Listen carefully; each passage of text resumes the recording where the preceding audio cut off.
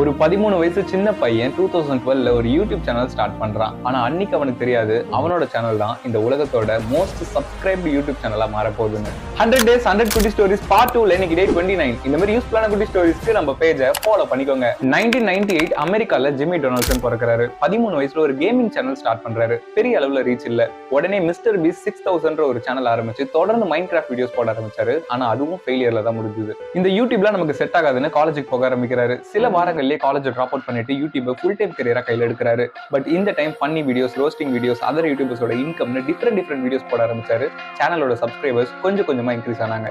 டிஃபரெண்டா ஏதாவது பண்ணணும்னு 1 இருந்து 1 லட்சம் வரைக்கும் கவுண்ட் பண்ணி அதை ஒரு வீடியோவா அப்லோட் பண்றாரு. நல்ல வியூஸ் போகுது. அதுக்கப்புறம் நிறைய சேலஞ்ச் வீடியோஸ் அப்லோட் பண்றாரு. 4 மாசத்துல 1 மில்லியன் சப்ஸ்கிரைபர்ஸ் வராங்க.